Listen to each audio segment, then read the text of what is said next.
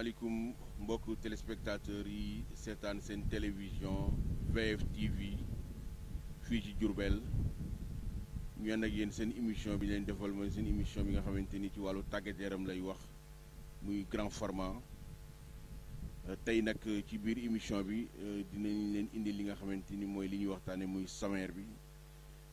li ci ëpp nag bokk na ci li nga xamante ni moom mooy Coupe d'Afrique des Nations bi muy CAN bi Égypte 2019 dinañ ñëw ci li nga xamante ni moom mooy match yi amoon démb ci diggante Sénégal ak Algérie ak Tanzanie ak Kenya mais aussi dinañ ñëw ci choc yi nga xamante ni dina am tey muy ay match yu mag diggante Tunisie Mali Côte d'Ivoire ak Maroc mais aussi dinañuy relater li nga xamante ni moom mooy les équipes yi nga xamante ni déjà qualifié nañ lu ci mel ne Égypte pays organisateur mais aussi lu ci mel ne Nigéria nga xamante ni décroché nañ seen ñaari victoire de même que Algérie dinañ ci ñëw carrément dinañ waxtaan aussi ci li nga xamante ni mooy Copa América bi Brésil démb qualifié na difficilement dinañ ci ñëw ci li nga xamante ni mooy yeneen quart de finale yi mais aussi dinañ waxtaan li nga xamante ni moom mooy NBA muy li nga xamante ni moom mooy basket fële ci États-Unis d'Amérique ci li nga xamante ni amoon na ci wàllu conférence yi ak final bu mag boobu doxoon ci diggante les Warriors ak ñi nga xamante ni mooy Toronto ñu fàttali aussi ni li nga xamante ni moom mooy émission bi ñi ngi ci àndal tey bokk na ci Doudou Thiam mi nga xamante ni moom mooy Thio dinañ ànd ak aussi nga xamante ni moom mooy Dame Fadel Mbaye ak Abdel Afen Ngom alias Dex.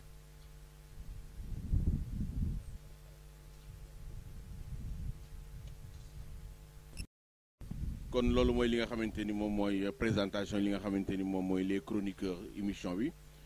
léegi nag dama leen di bàyyi rek ñoom aussi ñu nuyoo ak les téléspectateurs bu VFtv Dame Fadel Mbaye. jërëjëf mbokk yi ñu ngi leen di gërëm di leen sant di gërëm bu baax a baax ñi nga xam ne ñoo ñuy seetaan ci VFtv di leen dalal seen émission au cœur de la CAN wala le plateau de la CAN jërëjëf. salaamaaleykum ñoo ngi nuyu waa Diourbel ñoo ngi nuyu particulièrement téléspectateur VFtv di leen remercier ci teewlu émission grand format ñuy waxtaane sport tàggat yaram di leen remercier di wax aussi lépp lu ñu fi waxtaane ci lu rafet ñu xam ni suñu borom la rek lu ci ñaaw aussi ñu jéggalu ko te xam ni dañ doon jéem. Merci Thio merci Magne merci Dame Fadel merci.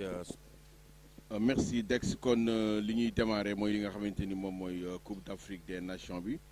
ñu jàpp ni nag Dame Fadel Mbaye yow yaa ñuy jox li nga xamante ni mooy programme mu démb bi nekkoon jeudi nekkoon poule bi nga xamante ni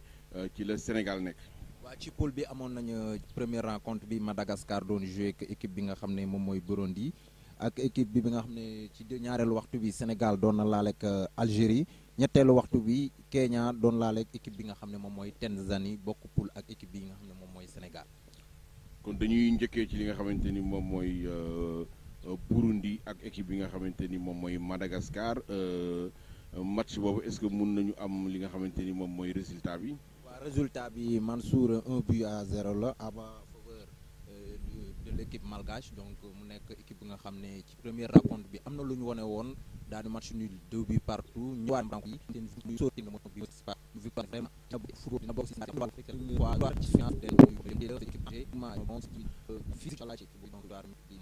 mi ngi boo xam ne jot yu Sénégal pour seen bokkoon récemment Thiès mu nekk boo xamante ne ak Malga moo porté match boobu ñu éggumante taxawoon le plan li bu am seen mu doon na si gën xamante ne mooy seen wax li nga ko changé ñal ko semestre ak am musu am équipe ñu rek ci équipe ñu am dul cas pour avoir mais ren deuxième tour comme ci nit de cas pour ci question yi xawoon test génn deuxième Sénégal ñu ko ko fa premier match wa bon âge à def deuxième match actuel c'est ni cas na parce que bu nga 4 points qui est 0 de temps sur les ak mais mën na gas en tant que atam aussi parce que do sax ci problème so xam ci di comme ça ko sa men mo do ko donc les pousser fournir so ci ay rom ko na ci ay politique ni den ci aussi nga xam ko def do parti de ils ont très rare def ci ay am son je anticipe à lui avec bi di forme match bi vraiment man tam sur l'arrêté ngi match le jeu avant ci na ñu préparer ko ci yoon des jàpp ni mën na dund so li nga mooy nañ taxaw bi mo li aussi bi mu kat mën nañu dem ci seen mooy ak sax ko boo xam ne ñi xam ne moo fi son bokkoon ci benn leen ci ba qualifié nga mooy premièrement benn loolu mën a def ci ñu mooy bi nga xam jël ci kaw mën na wi ci xarit ma mo demi je pense que yooyu que li juste une chance à mën a donc ça prêche toujours aussi aussi moom yaa wax naam di jouer ak des kon yu sóoraale parce que toujours ay 24 toujours gis passe le droit si ñu bokk yoo xam ñoo lañu rek won aussi l'équipe côté aussi donc équipe tour la déjà ay même ñu bon nga xam ne bi nga mo tak bi dal ak muy pays yak ci ni Sénégal mu victoire Algérie dañu ñoon mu yi mu na ma ni li ni xew par bi amon ci ak dox li nga xam mo ci nga xam ne xel mel ko par ni mu ngi woni moom mooy réussite mo tam yori at à chaque bi ba nan bo xam ni Algérie la xam ne mooy xayt ba yu ñoom ci le ci yi nga mooy ko man ba xam ne dal les services ni indi vraiment grand donc liñ ci mën a jàpp mooy gis ne match bo nga xam ne vraiment choc bi Algérie gagné nañ ko parce que ci côté Sénégal ñu ñëw ci n'oubliez pas l'absence des joueurs comme Gana Gueye nga xam ne vraiment pièce maîtresse la ci équipe bu surtout ci l'entrejeu équipe nationale moom absent gis aussi tamit koo xam ne bu fa nekkoon peut-être mënuñu apporter benn côté sur le plan offensif parce que Keita Baldé bien vrai gisuñu ko lu bëri parce que man je ne peux pas concevoir un attaquant bien vrai c'est un grand joueur et vraiment gis nga ñu muy muyee le maillot mais ailier boo xam ne centré woo il faut tir cadre vraiment reste à désirer démb ci biir match am peut-être bu fa Ismaïla Sarr nekkoon am na benn apport offensif boo xam ne ci côté gis nga c'est un joueur très rapide mën na vivacité mag yooyu yëpp mën na ko ci apporter mais l'absence su Gana Gueye bi feeñ na fa l'absence d'Ismaïla Sarr on a vu aussi côté agressivité bi vraiment les Algériens ont dominé ci côté yëpp xeex bi duel bi même au milieu de terrain des fois da ngay gis Krépin Diatta nga xam ne dañ ko compté woon trop moom ci biir match bi Algériens yi nëbb nañ ko li nga xam ne moom mooy kii juste bi ñëwee première période bi boo amee jàngat dëgg da ngay sentir ne en deuxième période dina metti trop ci équipe bu Sénégal bi d'ailleurs bi ñëwee à la 49e minute ci la Youssouf Belali dugal benn but boo xam ne vraiment yu ci bëri seetluwuñu l'action du jeu mais on a vu service bi nga xam ne Mahrez def na ko muy les grands joueurs yoo xam ne dañuy répondre présent à chaque fois ci biir match parce que dafa désaxé axe bi ñun ñu ful boo xoolee suñu axe bépp dañu doon foogoo ne day passe Mahrez bien vrai que laalul bal bi mais l'action de but lépp mën naa ne ci li ko liggéey ci loo ko vraiment ñu passe Youssouf vraiment marquage libre de tout marquage def bal bi au fond du filet muy match boo xam ne vraiment une victoire méritée pour les Algériens rien à dire ñun nag dafa am la nga xam ne aussi buñ bëggee jël coupe war nañ ko indiwaat parce que xarañ bi au temps 2002 équipe bi ñu amoon gis nga ci côté bi li ñu daan vraiment doon def xadar ba yëpp dafa des ci équipe bi saafara ji parce que Algériens dominé ko gis nañ attaal démb may dara si nga xam ne moom mooy suñu milieu terrain bi voir les attaquants muy match boo xam ne rien à dire victoire méritée des Algériens. dinaa ñëw ci li nga xamante ni moom mooy comme ni ko Fadel abordé léegi muy sur le plan du jeu mais coow ñu gis aussi ni Aliou Cissé amoon na ay manquant Fadel brossé na ko léegi muy le cas de Idrissa Gana Gueye nekk pièce maîtresse ci li nga xamante ni mooy équipe bi ñu gis aussi ki nga xamante ni moom mooy Salif Sané en défense moom it dafa blessé ñëw Ismaïla Sarr brossé nañ ko léegi muy 3 léegi mu waroon indi li nga xamante ni mooy les doublures yow nag nga indi sa jàngat ci ñi mu indi Alfred Ndiaye à la place de ki nga xamante ni moom mooy Gana indi aussi ki nga xamante ni moom mooy pratiquement Diao Keita Baldé indi Cheikhou Kouyaté moom it ci li nga xamante ni moom mooy défense bi loolu la nga ci mën a indi par rapport ak ça par rapport à ça. ok grand boo xoolee match démb bi jàngat bu ma ciy def mooy que ni on l'a tactiquement perdu ah c'est un match qu'on a perdu tactiquement parce que boo xoolee sa premier match tu perds 3 éléments yi nga xam ne ñoom ñu bokkoon na ci sa match départ nga gagné ko nga ñàkk ci ñett donc foofu booy ñëw sa deuxième match il faut ce qu'on appelle une réorganisation tactique c'est ce que notre sélectionneur n'a pas pu réussir Algérie seen entraîneur aussi il a été intelligent parce que il a chanté les louanges de la sélection sénégalaise wax na leen Sénégal équipe bu baax lañ ñu def benn constat boo xam ne sénégalais yu bëri teyluwuñ ci mooy Krépin Diatta qui fut dépositaire du jeu ci premier match bi ba ñu nommé ko premier jour du match ah algériens yi ci moom la ñu concentré wu moom la ñu gérer moom la ñu créer benn dispositif de marquage pour empêcher ko que mu constitué wu en élément déclencheur boo xoolee moo tax Sadio Mané toutes les balles qu'il a eu à toucher moom personnellement moom moo dem jëli leen ce qui veut dire que ni kon li ñu soxla woon ci densité offensive amuñu ko démb suñu match on n'a pas inquiété la défense algérienne qu'on le dise on les a pas du tout inquiétés parce que organisation offensive bi nga xam ne moom la Sénégal waroon taxawee man je m'attendais à ce que coach Aliou Cissé mu indi un autre système yow xam nga ne sa premier match teg nga un système 4-3-3 gagné ko ñi ngay jouer ay mag lañ mën nañ ñu ay mag lañ parce que c'est des équipes yoo xam ni elles sont fréquentes en CAN muy Algérie nekk nañ ci champion d'Afrique mosoo leen gagné CAN donc ñooñu am nañ benn réaction bu ñuy am souvent ak yow bu ñuy dajeek yow jëlal les choses en main nga ni ah man 4-3-3 laa indi woon xaaral ma essayer 4-4-2 pour que au moins créer du surnombre au milieu essayer gérer sa défense pour avoir une assise en attaque nga xam ni ñoom danañ la bàyyi xel mais si tu amènes un autre système celui qui doit être le dépositaire en l'occurrence Crépin gars yi ci moom la ñuy concentré wu éliminer ko bu ko defee yow ñaari milieu de terrain ngay am donc ñoom ñaar il faut pas être au four et au moulin ñu gis un Alfred Ndiaye qui a été transparent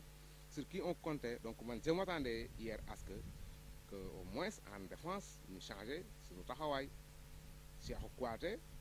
technicien yëpp gis nañ ci moom ay failles c'est un défenseur qui est plus présent dans le camp adverse que dans son camp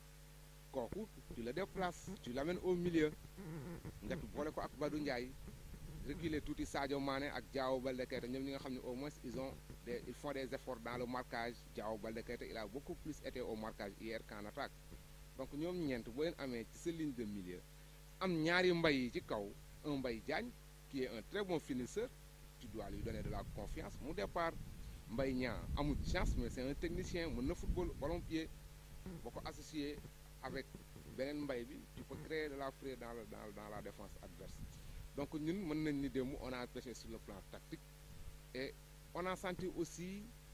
une fatigue le Sénégal présentait des joueurs qui étaient physiquement faibles parce que boo xoolee les Algériens ils jouaient avec violence dañu doon gaañ dañu doon agressé ils ont commis beaucoup plus de fautes que nous ce qui veut dire que ni kon ñoom ils étaient beaucoup plus robustes ils étaient beaucoup plus gaillards donc foofu xëy na peut-être le travail de préparateur physique le travail de récupération n'a pas été très bien fait donc mën nañ ñëwaat ci ni que ni match bi on l'a perdu tactiquement organisationnellement gis nañ suñu équipe ni mu taxawee Algérie aussi ils en voulaient plus donc ils étaient venus pour jouer et gagner ils ont joué et gagné mais ça veut pas dire que ni tamit les choses sont cuites pour le Sénégal puisque comme je l'ai réitéré le Sénégal fait partie des favoris de cette CAN il faut l'accepter parce que sur le papier on a la meilleure équipe tey recruteurs bu ñu ñëwoon ci CAN bi Sénégal ñooy ëpp ay joueurs yu ñuy topp ñu gis tamit d'autres équipes jarul ñu ci ñëw xëy na ci kanam danañ ci wax yoo xam ni elles font partie aussi des favoris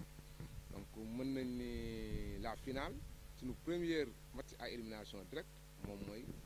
16e de finale contre Kenya parce que ku ci gagné yow yaay dem directement jouer ji les huitièmes donc c'est un match qu'il faut préparer tirer des leçons ci échec contre Algérie bi et essayer d'aller de loin. merci Thio Dex yow fi may ñëw ak yow damay accentuer ak yow par rapport ak li nga xamante ni mooy milieu terrain bi ñu gis Badou Ndiaye gis ki nga xamante ni moom mooy Alfred Ndiaye gis aussi Crépin Diatta muy milieu boo xamante ni li ñu daan xaar ci li nga xamante ni moom mooy genre match yu mel ni nga te équipe boo xamante ni c'est des joueurs engagés yoo xamante ni comme les Algériens il faut nga am vivacité il faut nga am rapidité d'exécution il faut aussi joueur bi vif lan nga mën a indil ci li nga xamante ni moom mooy milieu terrain Sénégal bi démb avant ñu dem ci attaque bi. waaw xam nga ma dañuy toll ci football ci jamono joo xam ne maanaam comme ni ko coo waxee léegi dafa am ay données yoo xam ne da nga ko respecté maanaam muy les données tactiques Aliou Cissé dafa indi benn 4-4-2 démb man je peux pas concevoir nga indi benn 4-4-2 boo xam ni sa 4 milieu terrain yi amul kenn koo xam ni dina jël ay matuwaayam traverse deuxième tiers bi pour dimbali ko mel ni Sadio Mané wala ki nga xam ne mooy Diao Baldé donc ils ont tout le temps reculé devant les Algériens donc Cheikh Kouyaté coono bi mu am yëpp démb c'est parce que il a subi le match te il n'a pas un temps de jeu démb doo gisee Koulibaly da ngay foog ni il a fait 4 matchs parce que il était un lock maanaam dafa sonnoon parce que li ñu teg la maanaam li ñu Algériens teg la man je dirais que ne Algérie dañu diriger match bi du début jusqu'à la fin bi ñu waree attaqué nañ bi ñu waree gagné nañ bi ñu waree tricher nañ bi ñu waree dugal nañu donc le Sénégal n'a pas eu de réaction Sénégal réagir benn yoon ci li nga xam ne moom mooy ci wàllu milieu de terrain bi donc xeex bi boo gisee xeex bi au milieu de terrain Algériens dañuy daane Sénégal yi coo nee na dañoo am ay pépins physique yi Sénégal daf ko am ci biir match bi parce que fondamentaux yu ñu doon football c'est des fondamentaux yoo xam day laaj ay données physiques yu wóor parce que mënuloo xeexalu ab équipe pendant 90 minutes mënul nekk parfois il faut lâcher les chiens bàyyi leen ñu dem maanaam dem rëbbi parce que boo taxawee di xaar pour placer ay contre te alors que ñi nga xam ne ñoo war a placer ay contre amuñu ñoo xam am nañu leen soutenir mais affaire bi dem donc c'est un problème tactique boobu moo ñu indil ci fatigue moo ñu indil ay problème bu fatigue parce que bu fekkee da nga teg joueur bi loo xam ne teguñu ko dañuy def loo xam ne maanaam duñ ko mën dañuy surpassé wu sur le plan physique loolu moo indi xoox yi gis nga blessure yi on peut pas commencer compétition boo xam ni da ngay des gagner 7 matchs pour dem final ñu jouer 2 matchs de poule am ay blessés yoo xam ne ñu ngi toog ci maanaam ci banc bi te 2 matchs rek nañu foolagul mañ 2 matchs nañu foolagul pour ñu gagner final bi il faut ñu gagner waat yeneen 5 matchs doo gagner final bi donc ñun nous avons déjà des joueurs qui sont fatigués ñu toog ci banc bi ce sont des blessés c'est parce que li leen di teg te maanaam mënuñu ko maanaam joxe sur le plan physique loolu mooy indi pépin physique yooyu te en fait de compte boo dem charbon dem charbon bu yàggee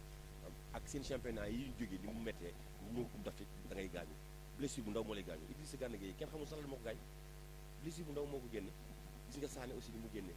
donc c'est une fatigue boo xam ni moom moo leen topp ba Coupe d'Afrique donc il faut changer les données tactiques yi mooy il faut donner les joueurs ku ci nekk sa devoir bi nga xam ne moom nga mën sa tànk mu jouer ko ci biir terrain bi pour ñu mën a jouer en équipe pour mën a am dara. mais par rapport ak aux attaquants démb wax nañ ko coo brosé na ko sànq attaquants yi xëy na yu waroon jot ci bal jotu ko Fadel wax na ni algériens yi dañu ndar képp ki nga xamante ni moom mooy Krépin Diatta parce que moom lañ doon xalaat koo xamante ni nekk na joueur moo waroon alimenter li nga xamante ni mooy attaque bi démb attaque bi lan moo waroon nekk seen rôle bi ñu toogee benn instant jotuñu bal yu bare bi ñu toogee aussi benn instant mënatuñu éclater li nga xamante ni mooy flanc yi comme ni ko Fadel waxee ñu gis Diao Keita Baldé boo xamante ni dañ koy gis muy génn ay bal ci li nga xamante ni mooy défense Sénégal mel na Aliou Cissé dañu ko woon del jàppale dimbale défense bi démb attaquant yi pourquoi gis ñu leen ñu def ay percussion pourquoi gis ñu leen ñu def ay laaj une deux pour un troisième génn ci flanc yi algériens yi dañu tëj affaire yi wala bloc bas bi le Sénégal mën tëdd jouer. non mais il faut sortir jouer bu fekkee sa milieu de terrain dañu ko bloqué yow en tant qu'attaquant il faut sortir jouer attaquant yi mag yëpp ñu gis au monde bu ñu toogee amuñu bal dañuy génn football yi parce que dafa am attaquant yoo xam c'est des attaquants de pointe mënuñuy génn football mais ñun yàlla may nañu Diao Baldé mën na génn football Sadio Mané mën na génn football boo ci football milieu terrain ci ñoom ñaar ñoom mën na ko football mais dañuy gis seen responsabilité dañuy génn football dañuy génn jouer en bloc bu gënee jouer en bloc traverser les tiers avec les milieux de terrain parce que ñeenti milieu de terrain nañu am mënuñu coller suñu défense ñoom ñaar yoo taxaw ñu am bal chaque dimanche pendant 2 ans duñu am bal parce que amuñu kii indi bal parce que ñu war a indi bal bi dañ leen a xeexloo xeex bi moo metti te xeex mënoon na ñàkk démb ñaata coup franc moo am maanaam ci première mi-temps bi ñaata coup franc moo am ci deuxième mi-temps bi parce que li Aliou Cissé tegloo moom moo teguwul sur le plan tactique. Donc il faut avoir des arguments offensifs mi ngay amee ay arguments défensifs match da ngay attaquer da ngay défendre boo ñàkkee bal bi da nga koy xeex boo ko xeexee da nga koy caresser pour dem en attaque pour jéem a am dara mais Sénégal amul sax occasion de but boo xam ni mën na ni occasion de but la à part pas de bi ñu part de Sadio Mané dañuy wax penalty du penalty. Donc bu ñu équipe bu ñu am ak suñu valeurs yi nga xam ne am nañu ko au niveau de l'attaque mënoon nañoo am ay occasion yu bari mais mënuñu am occasion yu bari parce que on n'a pas lâché les joueurs pour ñu dem football yi. C'est ça le problème donc et puis problème mooy aussi Mané ak Diao Baldé mënuñu noonu maanaam aveuglement rek ñëw football ci milieu de terrain bi démb maanaam wala jël si bal parce que le danger xam nga le premier danger algérien ci ginnaaw la doon jóge parce que Algérie dañuy def 30 mètres bu gudd génne balle de but donc loolu lépp dañu ko doon sóoraale parce que ñoom ñoo nekkoon les premiers défenseurs démb wala Diao Baldé dem li mu xeex xool Sadio Mané dem li mu xeex donc démb en grosso modo dama naan démb xeex bi ci boppam moom moo ëpp te dugalu góob bi donc bu ñu commencé rek ngay xeex te sur le plan offensif defoo ko dara je pense que da ngay sonn joueurs yi loolu amul benn joueur boo xam ne mën nga ko téye sa kër physiquement et puis te Algérie ce sont des techniciens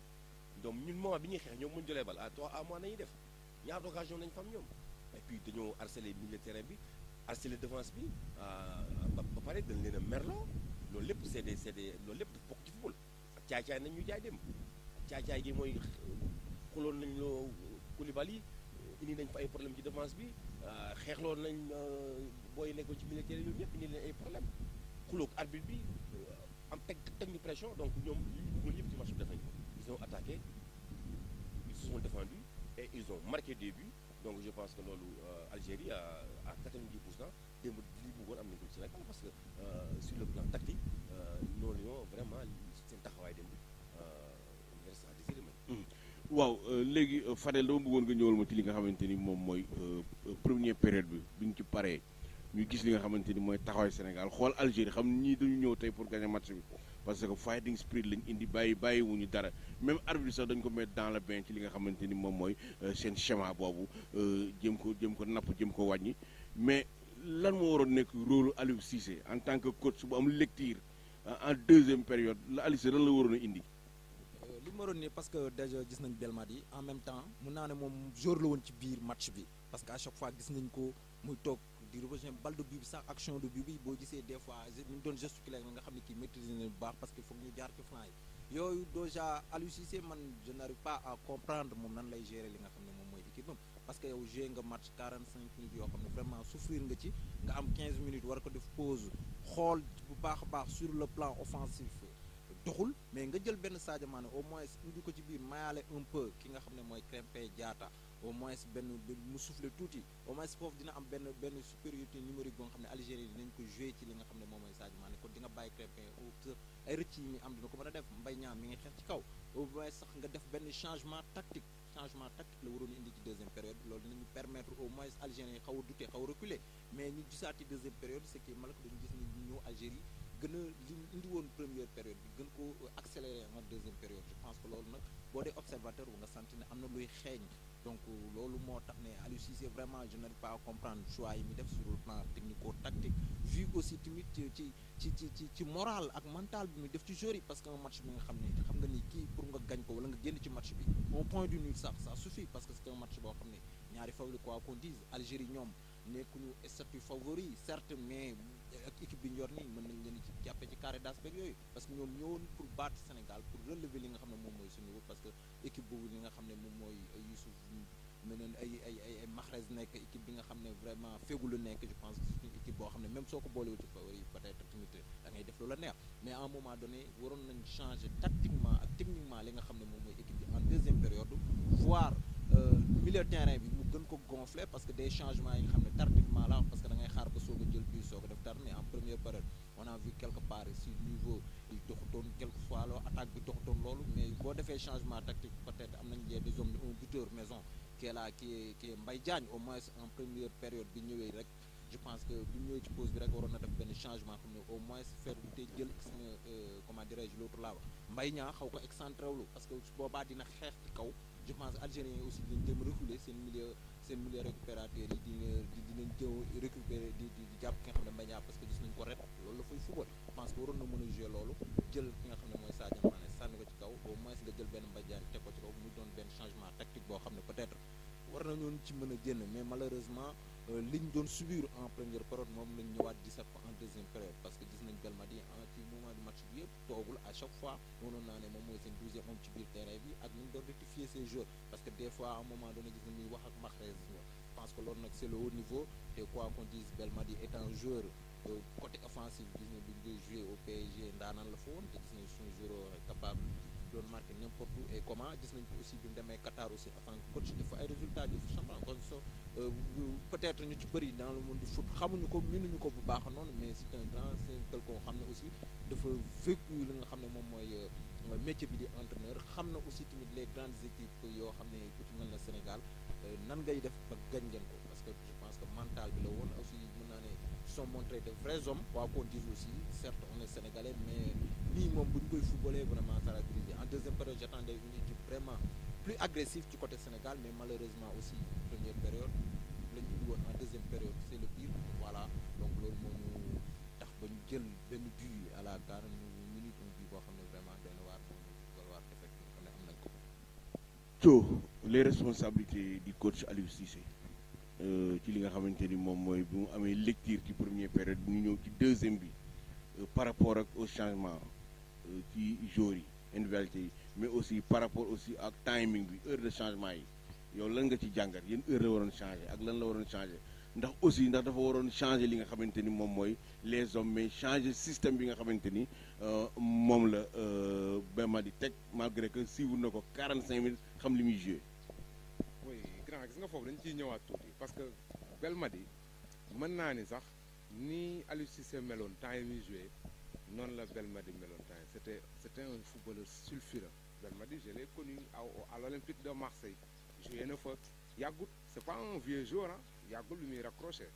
donc il comprend le système du foot moderne xam na comment on joue pour gagner foofu nag man je dis que Aliou Cissé moom moo manqué un peu de lucidité ah qu'il me pardonne mais gis naa ci moom ay défaillances techniques ah parce que il n'a pas su prendre ses responsabilités hier démb indi nga même système bi nga indi woon sa premier match mu verrouillé mënoo dugal bit retour mi-temps hop tu procèdes à une restructuration de ton système de ton dispositif gis nga ni sa défense am na ay errements sa arrière droit on a senti que il avait des problèmes de vivacité de rapidité hein, de souplesse sa axe central gis nga ci aussi un joueur boo xam ni qui n'était pas certain en matière de sûreté à 100% ah nga ñëw ci digg bi nga am problème de synchronisation entre les tiers nga dem ci kaw en attaque y avait un problème de densité y avait que Mbaye Niang boo xoolee comme l'a dit Dex le dépositeur du jeu algérien hier c'était la défense c'était l'arrière droit Benassière ah Megaria ah ñoom ñoo fa newoon di jël bal yi milieu bi c'est-à-dire ils jouaient pas par terre ils jouaient vite boo xoolee sax démb on a même des problèmes pour comprendre la réalisation du match parce que les Algériens ils jouaient très vite ñu gisaat aussi beneen affaire bu bees ils étaient beaucoup plus présents devant l'arbitre tout le temps on voyait les Algériens autour de l'arbitre ce qui veut dire que ñoom ils jouaient même sur la mentalité de l'arbitre et de leurs adversaires donc foofu Aliou Cissé qu'est-ce qu'il devait faire au retour des vestiaires il devait programmer il devait s'organiser il devait se réorganiser mu daal di changer équipe am dugal ñaari joueurs il devait faire 2 entrées dugal un attaquant un défenseur bi mu gisee ni fat nañ Crépin Diatta da génne Crépin Diatta indi un défenseur central pour Cheikhou Kouyaté ci digg bi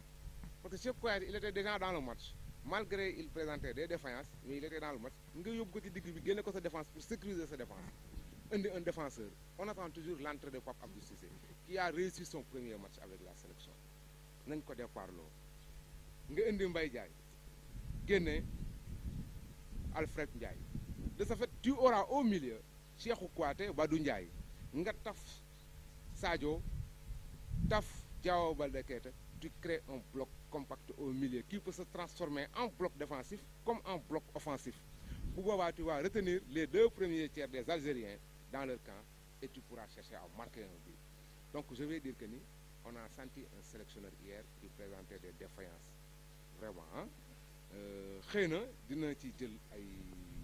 leçons prochaine rencontre bi mais tamit mu ñëwaat ci beneen fait ah sur l'arbitrage la VAR c'est une innovation du foot moderne ñu gis ko ci compétition internationale yi récentes yëpp ñu ni Afrique on va attendre au quart pour activer la VAR qu'est-ce qui a vraiment empêché aux fédéraux aux administratifs du football africain de mettre ça dès que ça a été déjà mis en place par la FIFA par les autres organismes de football donc ñu gis ni phénomène la boo xam ni manqué na démb le Sénégal parce que démb au minimum le Sénégal devait avoir 2 pénaltys l'Algérie devait avoir 2 cartons rouges donc c'est le phénomène de l'absence de la VAR qui a occasionné ça donc nañ ci waxtaanaat na ci suñu fédéraux yi ak suñu administratif du foot yi xoolaat les attitudes à prendre en même temps aussi au sein de la DTN ñu requinquewaat le sélectionneur lui faire savoir aussi qu'une sélection nationale c'est le choix des meilleurs c'est le choix des joueurs en forme parce que c'est une compétition à courte durée dans laquelle il faut marquer beaucoup de buts pour prendre le trophée donc defe naa loolu buñ ci concentré woo rek le meilleur reste à venir n'empêche je reste optimiste et je maintiens sama position sur la situation du Sénégal comme favori ci yeneen ci compétition bi am na aussi lu ma bëggoon ñu brosser ko dex dama gis à chaque fois dañuy wax ni les adjoints de Aliou Cissé ñu daan gis coach day dem di consulter ay adjoints doon nañ fi wax Dabo rejoindre li nga xamante ni moom mooy groupe bi mais dama gis dem ñu ngi doon suivre match bi via canal mais dañuy gis Aliou Cissé à chaque fois ay tubaab la doon consulter ay tubaab la doon dem di wax ak ñooñu te ñooñu tey man mi en tant que li ma ne ci sport man ñooñu xaw ma seen tur xaw ma leen daa leen gis ci staff bi rek 3 lañ xaw ma 4 lañ mais ana Sénégal yi nga xamante ni ay ñoom daaf ay ñoom Dabo yi nga xamante ni ay sénégalais xam nañ li nga xam ne mooy football Dabo tout récemment moo fi yóbbu U20 yi ci li nga xamante ni mooy coupe du monde gis nañ booy bi jeu bi ñu doon fournir foofu mais ñooñu gisuñu ci biir match bi Aliou Cissé dem ci banc bi di leen consulter mais ay tubaab la doon consulter. xam nga man le problème d'Aliou Cissé bu fekkee mos nga football maanaam dafa am problème mu communication te football communication daf ci bokk. entraîneur yi gën a ngand ci monde bi dañuy jékki-jékki reculer toog ci banc bi laaj ñu dendal parce que xel dafay fattu xel bu fattoo pourquoi un adjoint ñu ñoo ko fay tegal loolu moo tax donc je pense que problème yooyu yëpp problème de communication la et puis am na boo yoree équipe nationale c'est pas pour Aliou Cissé c'est pas pour Sadio Mané c'est pour le peuple sénégalais donc je pense que am na benn communication boo xam ne mën nga ko am ak say staff technique mën nga am aussi ak say joueurs parce que il faut être complice avec tes joueurs am na joueurs yoo xam ne dañuy complot ak entraîneur parce que bu ñu demee ba xam ne li ñu leen tegal arrangé wu leen dañuy war a seen biir mais Aliou Cissé dugg ci terrain bi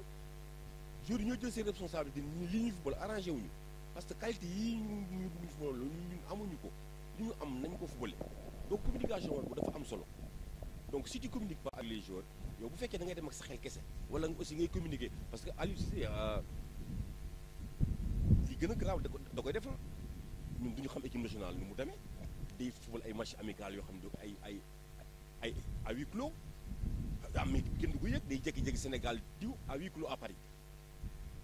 mais pourquoi des matchs à huis clos pourquoi ne pas venir avec des équipes ici football ñu ngi ko daan def football ay match amicaux fii ci stade bi nit ñi xam seen comportement joueur ba joueur bi bu demee Coupe d'Afrique le jour J même mais du bett sax kii seetaan match bi parce que danaan kii wala mais wane ne ko y a 2 matchs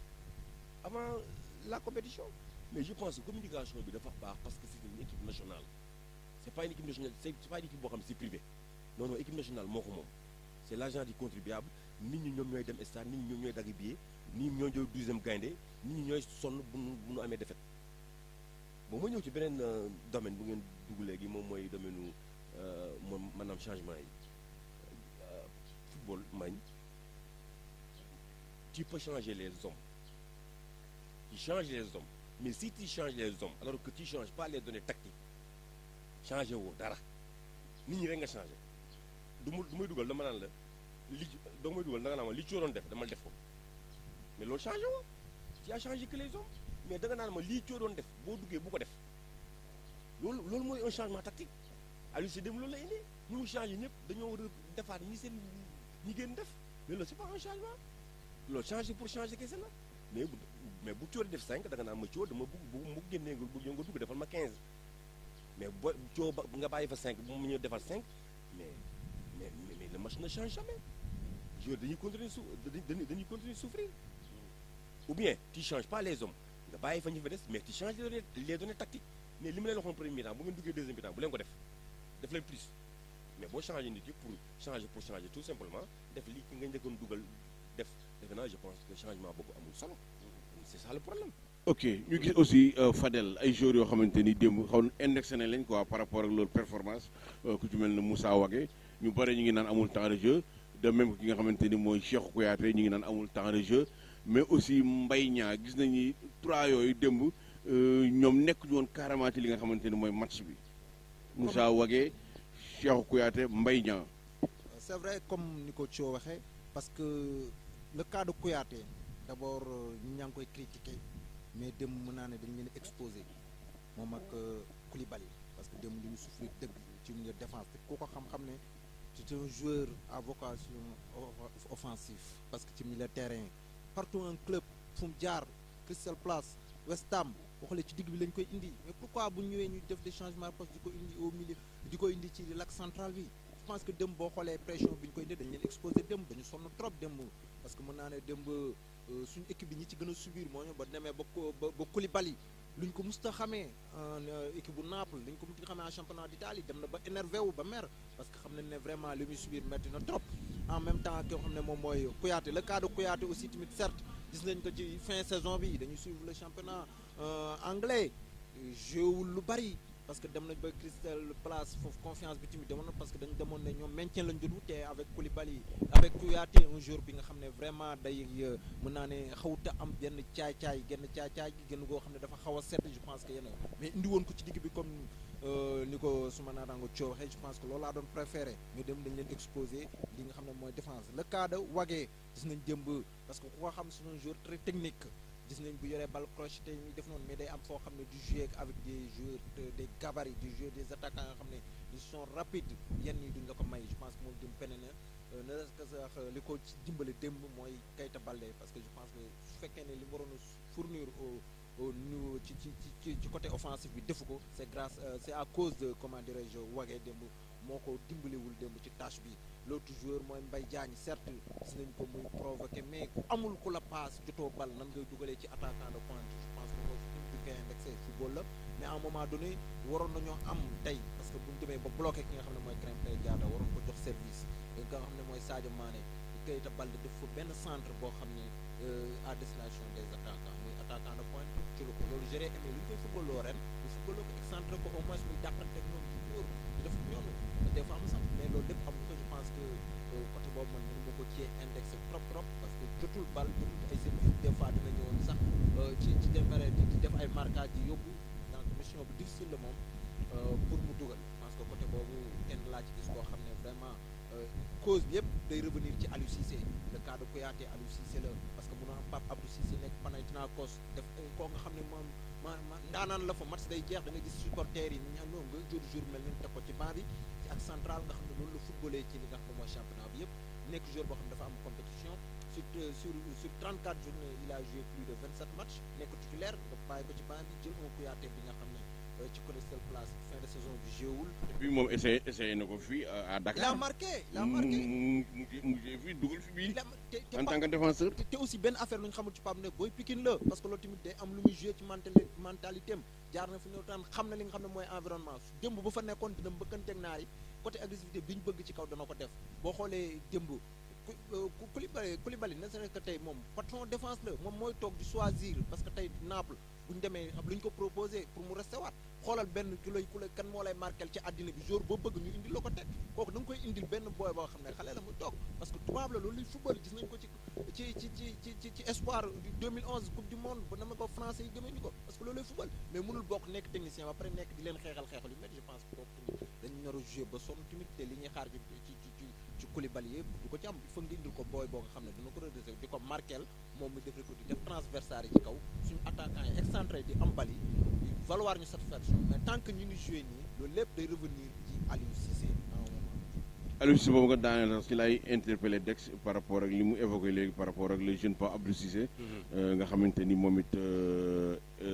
xale la boo xamante ni mi ngi wane li nga xamante ni mooy taxawaayam. wane na ko Sénégal ak ay Pikine ba dem li nga xamante ni moom mooy à l'extérieur ñu indi ko fi match officiel mu joué fi li nga xamante ni moom mooy défenseur marqué fi bii tey liñ daan li ñuy tag si Aliou Cissé dafa ay joueurs boppam yoo xamante ni moom lay imposer nit ñi gars yi doon nañ fi kaas le cas de Moussa Konaté tey aussi y a le cas de Cheikhou Kouyaté yaa ki nga xamante ni mooy Mbaye Niang ay joueurs yoo xamante ni à chaque fois da koy imposer Sénégalais dañuy football force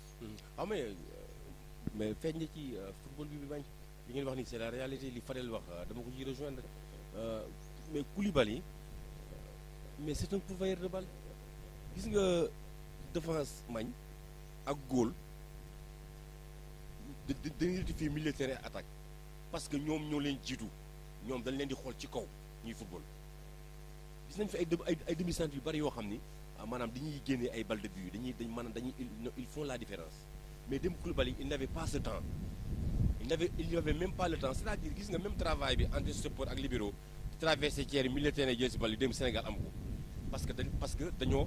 leen a pressé de telle sorte que ils n'ont même pas eu le temps maanaam récupérer contrôler bal def volte-face pour song li nga xam moom mooy le milieu terrain adverse donc Cheikh Kouyaté man duma amee support de métier dugal Cheikh Kouyaté ci match bu mel nii ah non non non non non je le fais pas. Le football a changé Cheikh Kouyaté dafa benn instant boo xam ni Cheikh Kouyaté ku xam ne moom demkat la day dem du jour buy dem du jour buy taxaw. et puis est-ce que waru football plus de 30 matchs. et puis en plus amul boo xam ni yow amoo temps de jeu dem gis nañ ko muy bëgg a dem dëgg ci bal bi daanu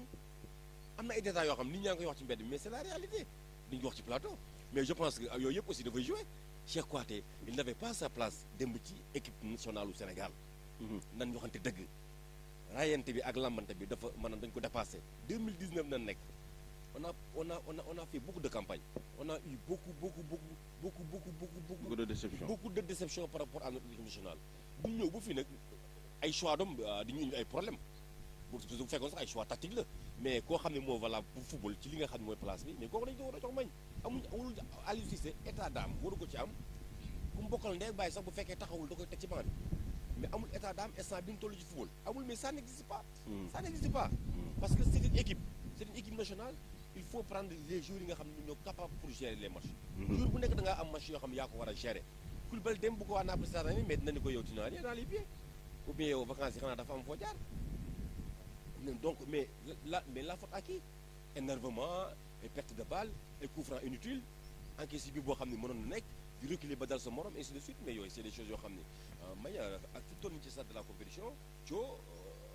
favori bi mu def Sénégal weddiwuma ko parce que bu ko Thio waxul aussi nit ñi wax nañu ko mais dama ne leen bu ñu la tegee favori il faut avoir les pieds sur terre pour mën a gérer loolu ñu la teg mais bu fekkee da ngay def loo xam ni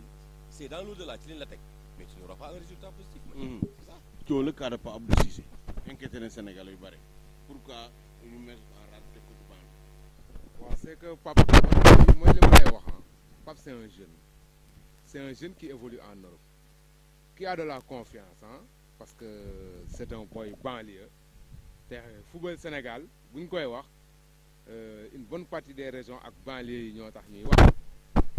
ñu gis ko yàlla def mu ñëw en sélection sa première sélection à Dakar vous prouvez aux Sénégalais que moom il n'est pas un complexe c'est un enfant du pays il l'a prouvé il a marqué un but man je m'attends puisque les choses li waroon a am na ndox tuuru na dañuy rootiwaat moi je m'attendrai à ce que Aliou Cissé prochain match bi mu départ loo ko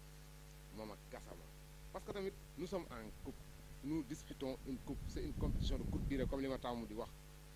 essayé nga wagee nga gis ni amul explosivité c'est pas un joueur qui s'explose du joueur buy tàkk def nga ko ñaari match malgré tout il présentait des défaillances wàcce ko nga indi Gassama ñu essayé parce que Gassama même lu ñu mën di wax il a de la percussion c'est un joueur qui aime monter donc nañ ko indi mu essayé ñu indi Pape Cissé ba pare mu démarrer ak Mbaye Diagne parce que c'est un match boo xam ni dafa metti parce que Kenya dafa gën a compliqué suñuy chance ndax tey démb bu Kenya amoon nul wala défaite dana xaw a gën a yomb mais Kenya situation bi ñu nekk ci la nekk li ñu bëgg moo ko ba ci CAN bi donc ñun li ñuy xaar ci suñu équipe mooy que ni ñu am les hommes qu'il faut là où il faut mooy gis nañ ni Kouyaté il était au départ de la CAN remplaçant devant tout le monde ñu am absence ci défense centrale bi ñu indi ko ça nous a tous surpris ñu rafet njort mais malheureusement li ñu rafetoon noonu ci njort mu dina ñaaw donc nag petit moom il n'a qu'à prendre ses responsabilités mu essayer Pape Cissé essayer Gassama à droite pour que au moins ñu essayer am une défense qui va vivre parce que boo xoolee dem bii bi loolu moo ko indi problème de concentration comme ni ko grand bi waxee gars yi dañ dalante Mahrez il a procédé ce qu'on appelle dribble par élimination dafa éliminer gars yi ñëpp foog day def profondeur mu daal di retrait le gars yi la marqué le but hors des 18 mètres ce qui veut dire que ni ñi mu yóbbu bu leen yóbbul woon kooku du am possibilité taxaw dóor donc foofu il est maintenant temps à ce que ñu réaménager dans l'urgence la défense ba pare qu'on pense aussi à avoir une attaque qui est sûre d'elle. ok merci Thio ñu jàpp ni ci li nga xamante ni mooy match Sénégal en grosso modo loolu mooy li nga xamante ni moom lañ ci jàngat par rapport ak yi nga xamante ni moom mooy le choix des hommes par rapport ak li nga xamante ni mooy les données technico-tactiques mais aussi li nga xamante ni aussi mooy la réaction du coach bi ñu waroon xam ni waroon na am benn lecture ci match bi pour indi leen ci li nga xamante ni moom mooy match bi pour mën a contrer li nga xamante ni mooy li ko algériens yi tagaloon kon ñu jàpp ni ñi ngi xaar troisième rencontre bi c'est prévu pour lundi entre Sénégal ak Kenya dem Fadel génn ci li nga xamante ni mooy victoire malgré que duñ ko mëne woon mu remonté gagné par 3-2 muy Tanzanie mu amatul chance avec 2 défaites bokkatul ci compétition bi mais li ñuy jàpp moom mooy tey dina gën a métti ci Sénégal ni ko Thio waxee parce que Kenya aussi moom it bu amee niil sax day jéem a xalaat mën na génn meilleur troisième déjà Sénégal moom it aussi li ko war moom mooy pour mu nekk à l'aise gagné match bi décroché victoire am 6 points mën a nekk ci li nga xamante ni moom mooy gannaaw Algérie pour mën a génn bañ a xaar ay meilleur troisième kon match la boo xamante ni mun nañu wax ni match couperet la da ngay ñëw tabaski màkk la ren di jéggi la dafa war a gagné match bi pour dem. waaw ñoom xam nañu vraiment li leen di xaar parce que match la boo nga xam ne pense message bi ñoom après le match gis nañu Koulibaly sortie bi mu def gis nañ des joueurs yi nga xam ne sax joué wuñu ku ci bi amuñu benn temps de jeu ci équipe bi ku mel ne Henri Saivet gis nañ sortie bi mu def je pense que ñoom xam nañu mot d'ordre bi gagner ou disparaître na parce que je pense que bu ñu mënta gagner Kenya ci match yooyu kon vraiment ak li ñuy wax meilleure équipe ci papier ak yooyu suñu raison d'être ci CAN bi amul kon je pense qu'il faut que ñu plier bagage rek ñu bisi bu ñu Kenya gagné ci loolu aussi match démb bi comme ni nga ko waxee ci côté engouement ñu bari seetaan si woon nañ ko parce que gis nañ ci gradin yi ku ci mel ne Ousmane Dembélé ñëwoon na pour supporter les Lions du Sénégal gis aussi Ferland Mendy di joueur yoo xam ne vraiment bi gisee équipe bi ñoom tamit après maa ngi lire seen benn vie déception lañ am parce que vraiment gis nañ ne ci côté individualité kenul jar ñu dagg seen ticket jógee fu nekk ñëw di leen seetaan si ak démb di joueur yi comporto ci grand bi li mu ko waxee moom sànq bi mu wax sama ngi bëgg a këf micro parce que dafa wax lu am solo parce que valeur marchande bi après la CAN day jouer parce que Koulibaly déjà mi ngi yegg ci 100 millions d'euros yi je pense que ak match yi muy fournir nii je pense que baaxul ci moom parce que joueur bi nga xam ne aussi tamit déjà défenseur bu gën a cher ci monde bi gis nga def ay contre performance te dara warulu ko lu dul coach bu bon dara loolu ko mën ma di côté défense je pense que valeur marchande mën na wàcc mën na rawes parce que am na équipe yoo xam ne ay observateurs yu bari ñu ngi taxaw dans le monde ñëw di seetaan si d'exhiber je pense que aussi tam ci côté spectacle dem tamit Égypte gis nañu bi Coupe d'Afrique bi kéré vraiment ci ay turbine vide lañ doon joué démb aussi au moins am na espérance ça veut dire que match bi àddina bépp ko doon xaar malheureusement pour nous je pense que comme ni nga ko waxee rek match contre Kenya parce que moo door di moom am nañ ko joueurs yi ñoo ñu ko gën a xam bu ñu mënta gagné moom mieux vaut que ñu plier waat bagage ñu bisi et am na vraiment certitude que ne le Sénégal va battre Kenya vraiment avec la manière quoi. ñu fàttali programme mu tey bi muy tey ci vendredi bi. dina am Tunisie ak équipe bi nga xamante ni mooy Mali gis nañu victoire bi nga xamante ni am na ko ci kaw équipe bi nga xamante ni moom mooy les Mourabitoun muy Mauritaniens yi door leen ñeenti bal ci benn deuxième période aussi Côte d'Ivoire dafay revenir ak victoire bi amoon ku muy am Maroc lay am Maroc aussi mi ngi ci victoire kon jàpp nañ ni tey ci programme bi nekk na programme boo xamante ni dex diggante Tunisie Mali mais aussi Côte d'Ivoire ak Maroc. waaw man ñaari match yu neex ñeenti équipe yu am ay ambition parce que man affaire bi ambition laa koy tuddee waaw boo ñëwee Coupe d'Afrique il faut avoir des ambitions déjà pays de foot nga waaw boo ñëwee même bu fekkee aussi tu n'as pas la réussite ñoo xam ne yow bëggoon nga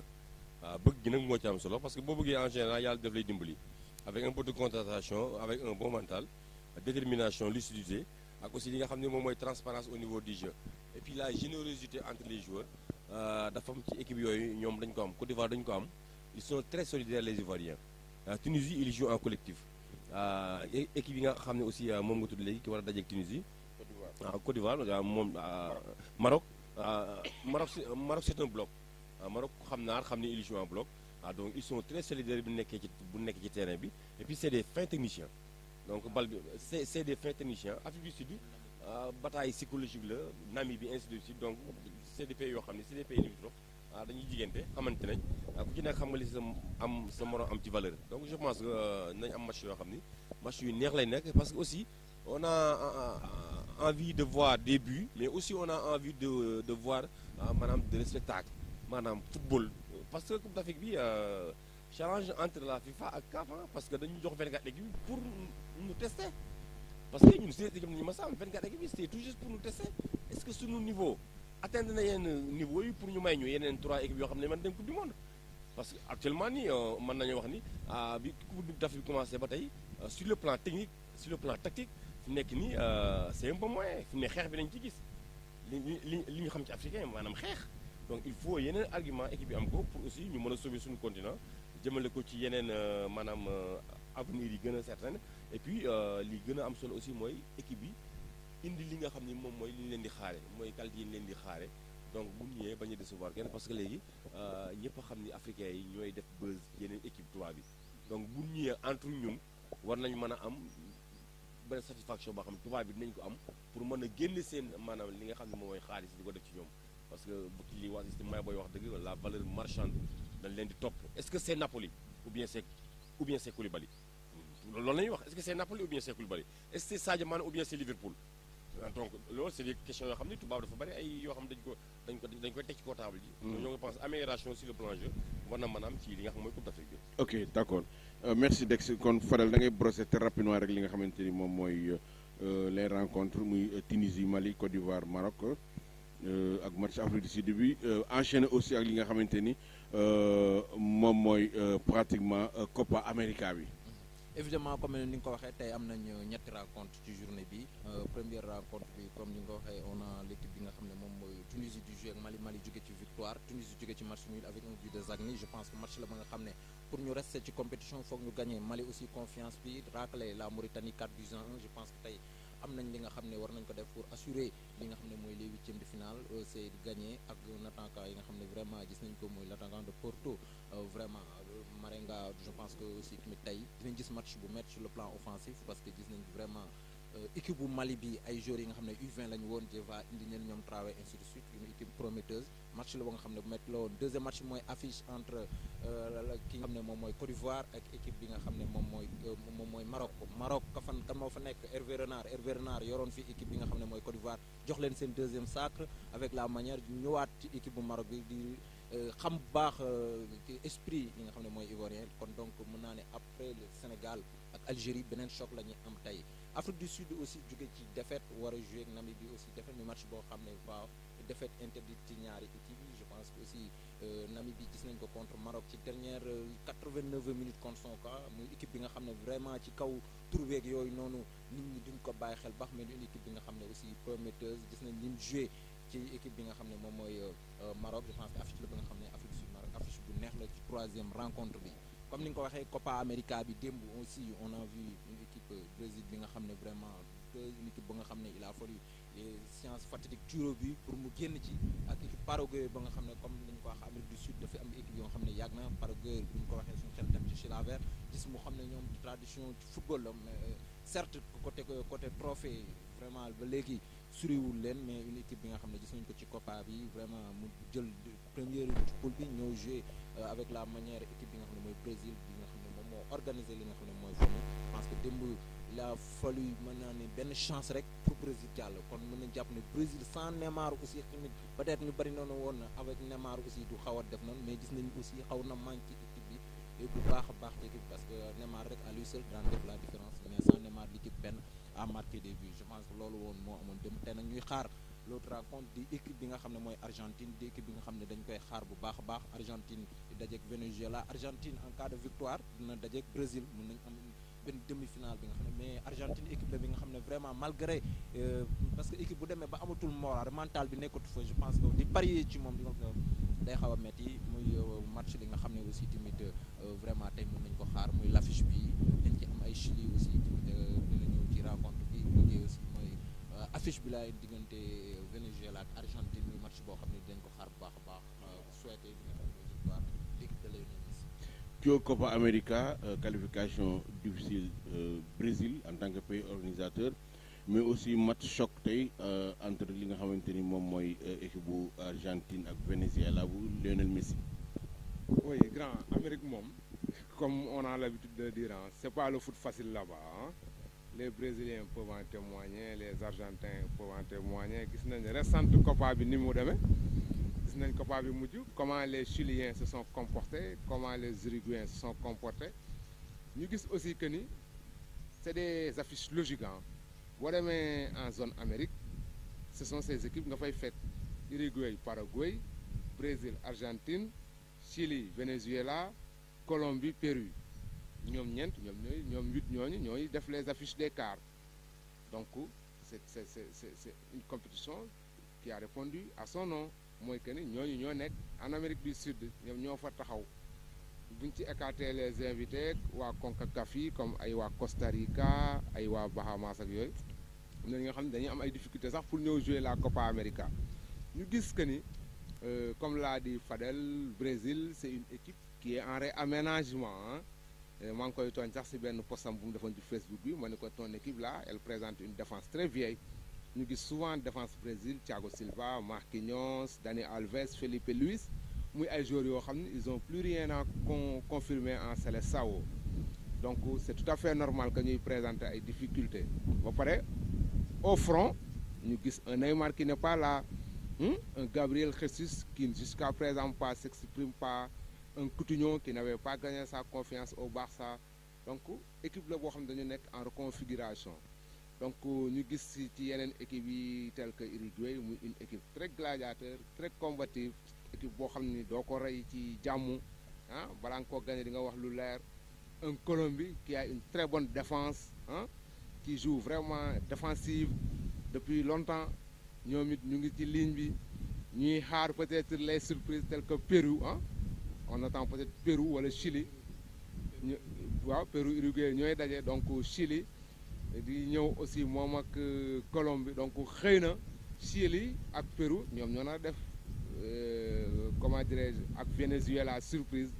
Mais si toutes les choses se déroulent normalement on peut s'attendre à des demi-finales Brésil-Argentine, Colombie-Uruguay. Merci Dex Copa América dégg nga li gars yi wax ci qualification Brésil bi mais aussi des matchs chocs comme Argentine Venezuela mais aussi Colombie Chili yooyu ay match yoo xam ne ñu ngi leen di xaar tey ak suba mais Brésil en tant que pays organisateur qualifié na demi-finale. Si les choses se déroulent normalement, tu ne déroule jamais normalement en matière de foot. Donc je pense que Brésil, toujours ni clopin ba jël coupe équipe bi dañuy xamante dañuy jigéente équipe bi et puis Amérique du Sud tout le monde joue bien. Donc ay détails mooy gagné match yooyu ay détails yu ndaw mooy gagné match yooyu soit nga dem seet des penalty wala nga am ñaari occasion dugal ko mais li Brésil def moom la Paraguay def moom la Uruguay def moom la Pérou def tout le monde joue bien au foot. Donc c'est un ensemble boo xam ni c'est un continent maanaam de football. Mais c'est un continent boo xam ne aussi dafa bari ay défaillance yi mooy c'est des joueurs yoo xam ni c'est des viveurs pratiquement bu fekkee mënoo leen téye mënoo leen gérer un groupe tu passes à côté. Donc sud-américain dafa naqaree gérer parce que te dañuy génne Europe am xaalis ñëwaat Amérique bu ñu ñëwee dañuy soppeeku donc bu ñu ñëwee bu ñu soppeekoo nag même football daf leen di topp xam nga dañ naan même jour en dehors du terrain da ngay xam ay qualité am joueur bu nekkul ci terrain